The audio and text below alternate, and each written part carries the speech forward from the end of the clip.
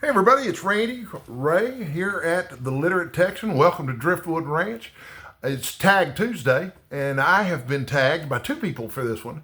This is called the How Proust Can Change Your Reading tag. And I was tagged by James over at Quaint and Curious Volumes, and also by Alan at Big Hard Books and Classics. So I want to thank both of you for tagging me in this. Be honest with you, I was a little intimidated by this one at first because it seemed like the questions were a little harder than usual. But I think I can handle it. I've got everything written down. I may squint, I may read a little slowly. These are some pretty involved prompts, but we're going to make it through this together. I think you're going to be interested in it. I think there's about 10 prompts here to go through and stuff. So they're pretty interesting, and I think if you watch all the way through to the end, you'll be pleasantly surprised. But this tag was created by Heather at Heather Reads, so thank you too for creating this one. It was based on a book that she had read called How Proust Can Change Your Life, or How Reading Proust Can Change Your Life. I'm not sure which. I have a copy of it actually on my Kindle, and I haven't read the whole thing, but I've read part of it, which is about what I can say about Proust too. I haven't read the whole thing, but I've read part of it. So anyway, I'm just going to get right into it here, okay? So coming up will be... Okay, so coming up will be question number one, or prompt number one. And I'm going to put all these in the description below, so you'll be able to do this too if you want to. But number one. Okay, whoops. Oh, there it is. Number one. How to live life today. If there were only time to read one more book before the world ended, which book would you read? Okay, so this is an interesting question because it doesn't give me a whole lot of detail, okay? So I've got time to read one more book before the world ends, okay? But it doesn't say how long the book can be, okay? And James pointed this out when he did the tag too. Does he have time to read a slim volume of poetry? If he does, the world's probably already devolved into madness around him and you can't read it. But, you know, let's be honest, that's a little nitpicky. That's not really playing along with the spirit of the tag here, okay?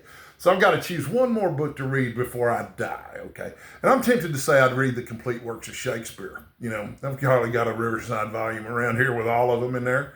And part of that would be because, okay, it's a really long book. And so that would keep the world afloat for just a little bit longer. But that's probably not what I would want to read for my last book anyway, even though it's really, really great. And I probably can't think of anything better than the complete works of Shakespeare.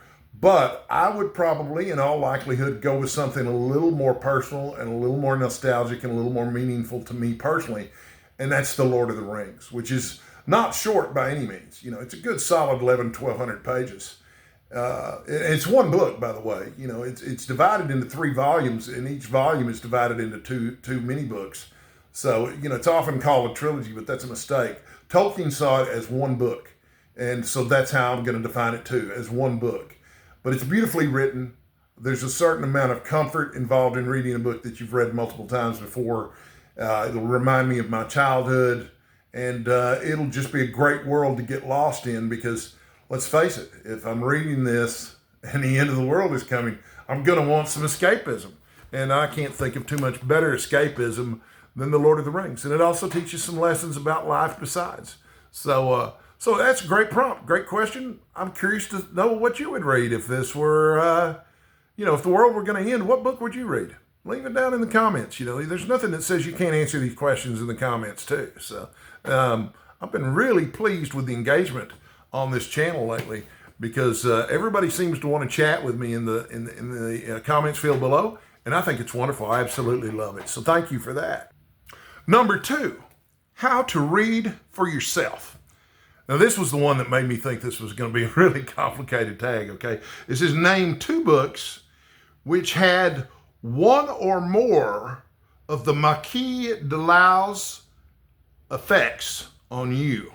I don't know who the Marquis de Lau is. I guess I hadn't gotten far enough In Search of Lost Time to know who the Marquis de Lau is. But anyway, I'm just going to go with the face value of these. Okay, A, these are the 4 choices, and we got to pick 2 books that answer the requirements for 2 of these 4.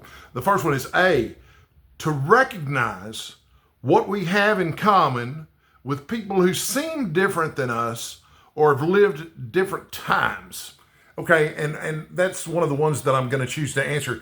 I'm going to go with Lonesome Dove for that, okay? So, Yeah, I'm about as far removed from a cowboy or a cowboy lifestyle as you can imagine. I can pick a few country western songs on the guitar, but and I've got a little bit of a Texan accent, but the Lone Ranger I am not. Okay, folks, and no one's ever going to mistake me for John Wayne or Clint Eastwood either. But it turns out I've got a lot in common with both the main characters of Lonesome Dove, both Gus and Call, which is interesting because they're polar opposites in terms of their philosophy of lives too. But I find that at different times I embody one of the characters, and depending on the situation and depending on my mood, it could be either one of them at any given time. So, the B was to have our own thoughts and emotions echoed, and therefore to feel validated and less alone. You know, that's true of a lot of different books. It's hard for me to pick just one, but yeah, that's one of the reasons we read in the first place, right? It's to feel our own thoughts and feelings echoed. You know, yeah, that's why we read in the first place, right? I think it's, and I don't know who said it, but somebody pointed out in the comments they thought it was Stephen King, but he might have been echoing somebody.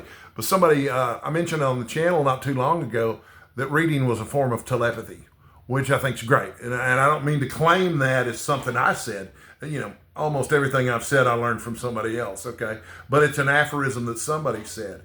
And when you're dealing with what is at heart an activity that's basically telepathy, then yeah, you're going to hear your own thoughts and emotions echoed, and you're going to hear that happen a lot because we're human, and everybody that wrote these is human, and everybody that's reading these is human. I was talking with one of my roommates today, Amber, and we were discussing, she's a reader too, but we were discussing what sad lives a lot of people lead, because as a reader, you know, I get to lead a lot of different lives, see the world from a lot of different perspectives, hundreds of them, if not thousands, you know, depending on how long I live and the diversity of the books that I read. You know, I've been a wizard, a warrior, I've been a professor, you know, I've been a businessman, you name it.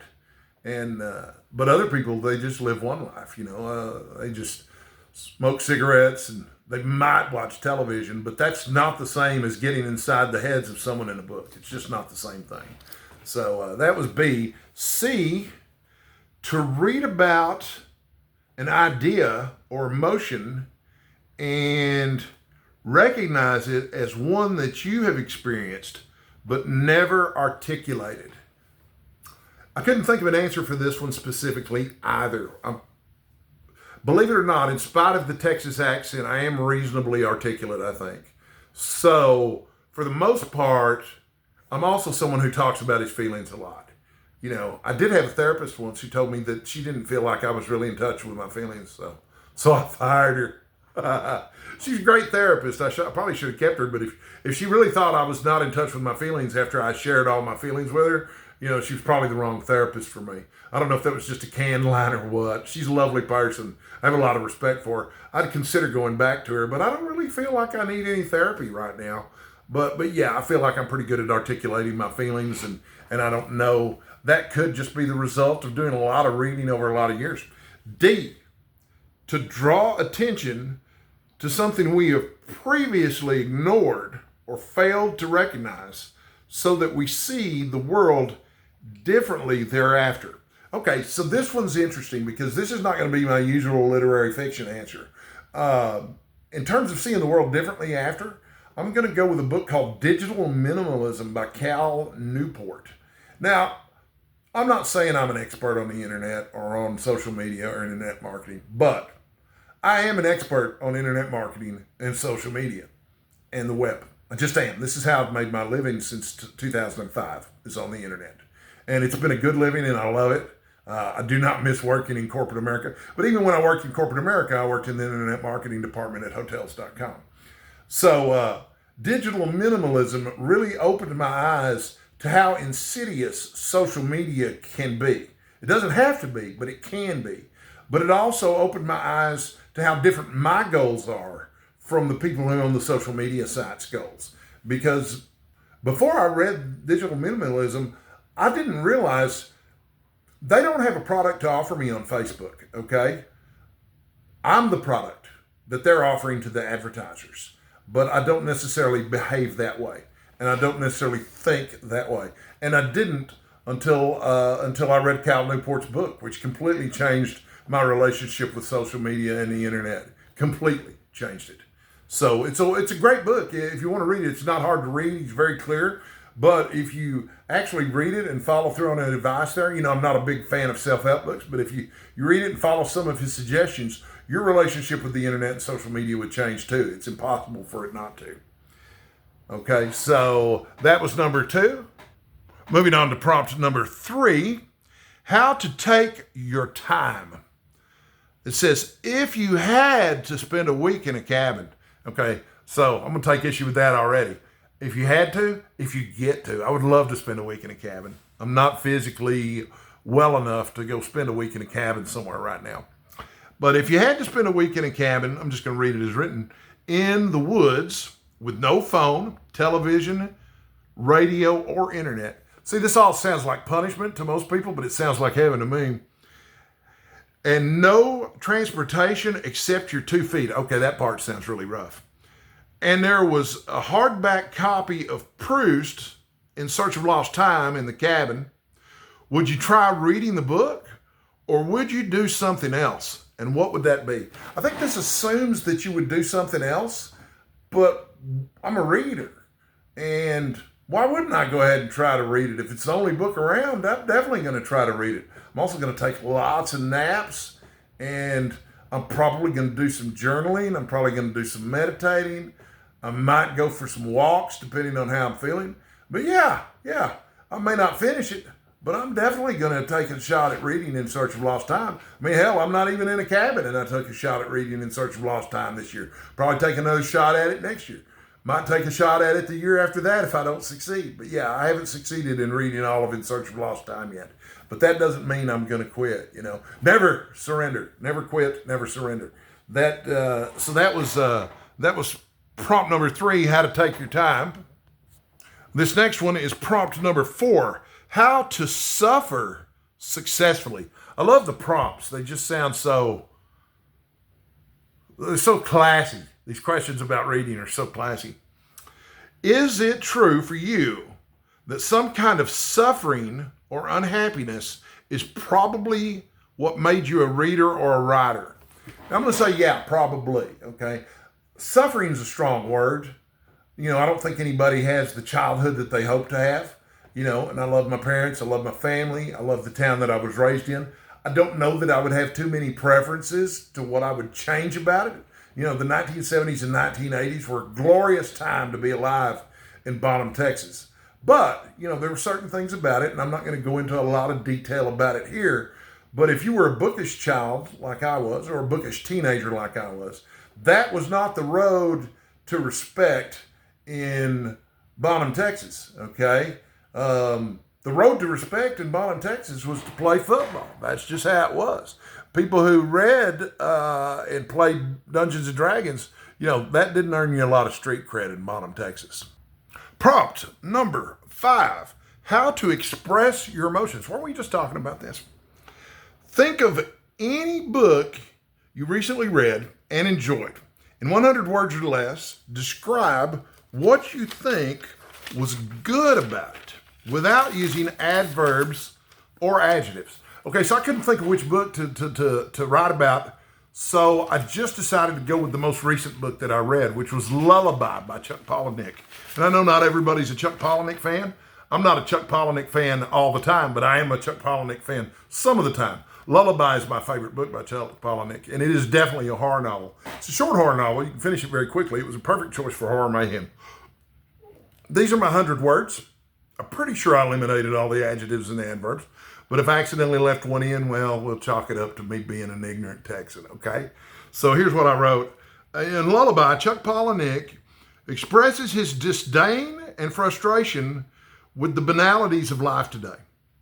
His acceptance of humanity's self-destruction and its destruction of everything else doesn't prevent his dislike of that reality.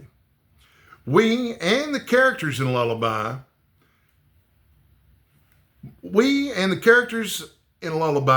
maintain a sense of humor in the face of Armageddon. So, if you read Lullaby, you might understand some of that. You might think it's just a lot of gibberish even if you read it. If you haven't read it, you might even be more likely to think it's gibberish. I don't know. But Lullaby is a great book. I suggest reading it if you haven't. Prompt number 6, how to be a good friend. This is something everybody needs to understand, right? Okay, so think of a book where friendship is central and discuss whether Proust's principle about 100% honesty being bad for friendship is true or false. Okay, so when I think of friendship in books, it's hard not to think about Sam and Frodo in The Lord of the Rings, but I'm even more likely to think about Sherlock Holmes and Dr. Watson in any of the Sherlock Holmes books.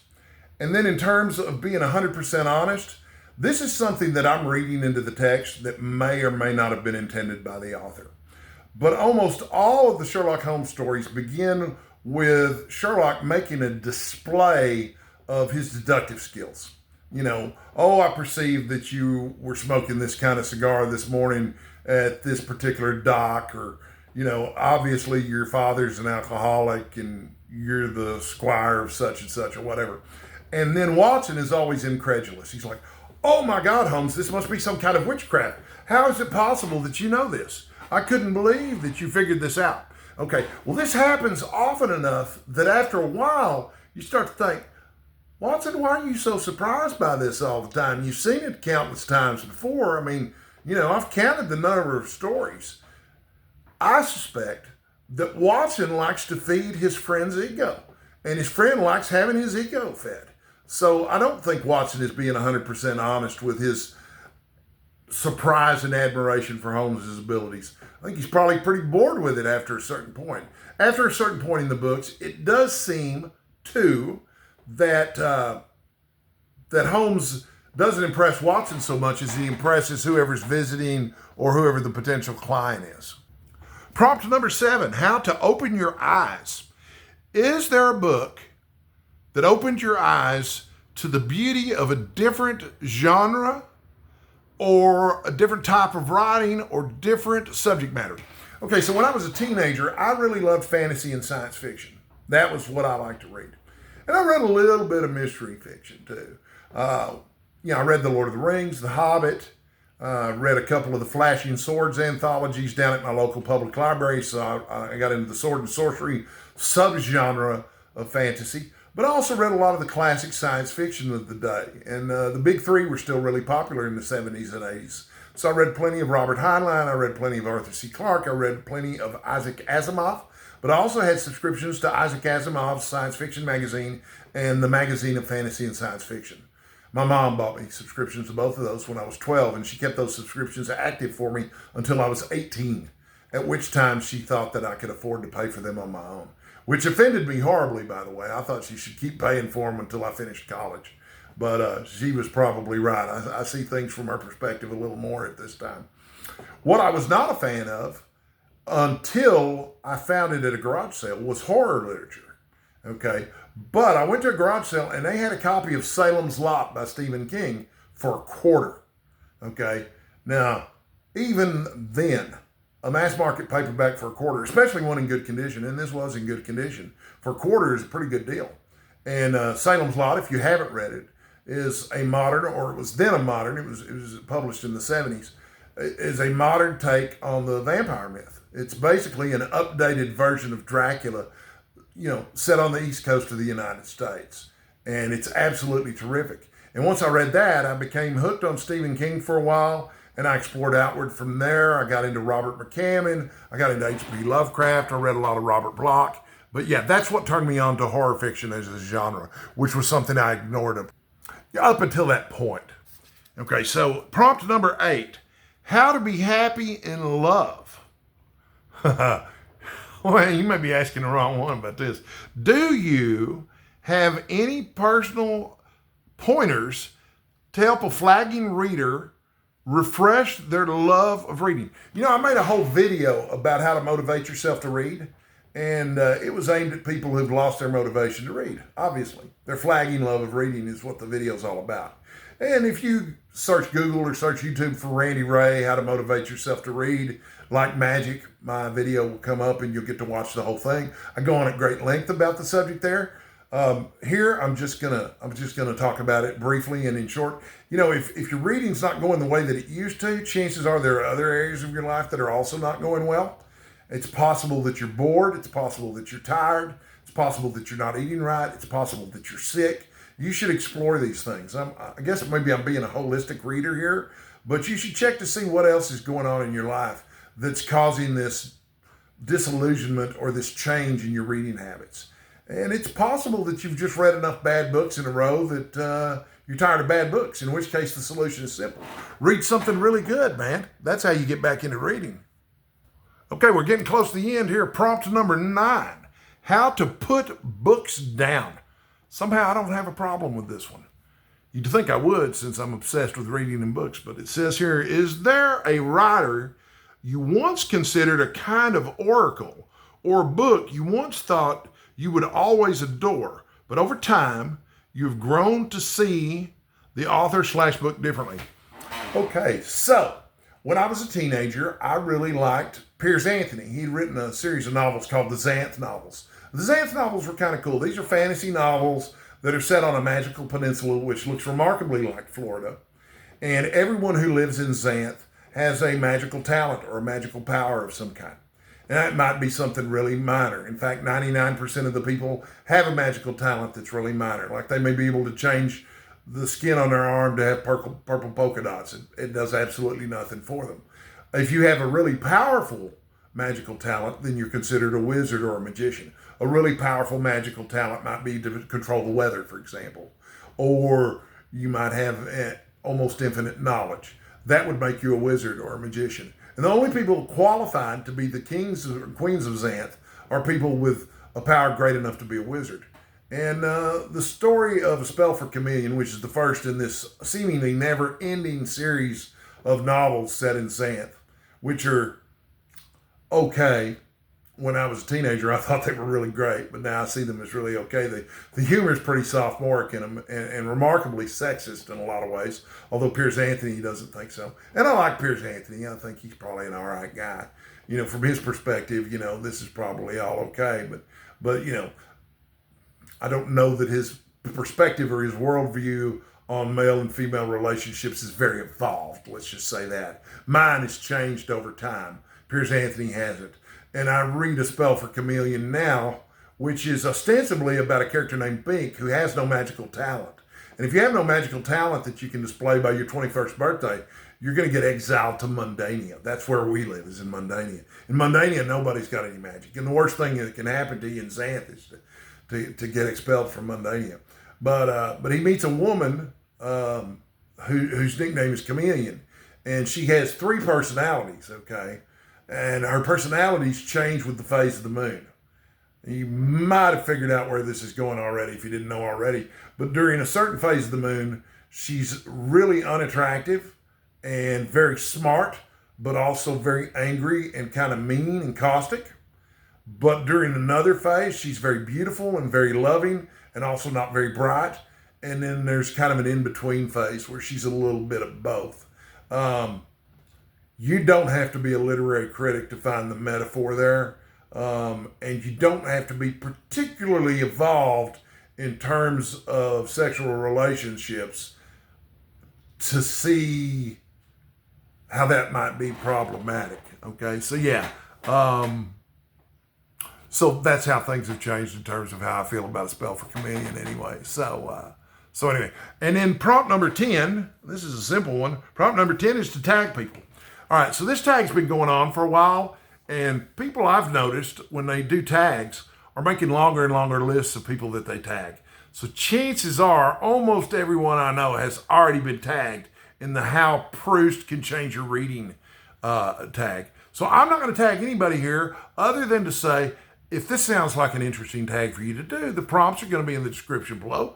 Run with it, baby. Have fun with it. Go do this tag. I've got more videos coming soon. Last night's video was pretty cool. I was talking about some bookish projects that I might be interested in launching, and I was asking opinions from the viewers here, which ones they would see me doing in the future, which they would think was cool. If that sounds like a cool video to you, then back up and watch that video and check it out, and maybe let me know in the comments what do you think about the projects that I am thinking about doing his reading projects. And then later this week, I've got a full review of Lullaby coming up. That should be live on Thursday. I've also got a post coming up, or a video coming up, called How to Speak BookTube. BookTube has its own lingo. It's got a lot of slang phrases. And when I first got started on BookTube, one of the first things I did was I asked one of my BookTube mentors, what the hell is a buddy read?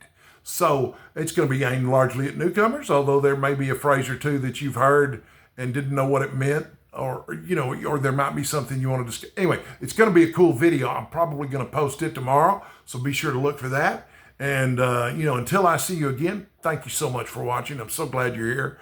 Please stay sexy and stay hydrated. It's so important to stay hydrated. Trust me on this. Thanks for watching.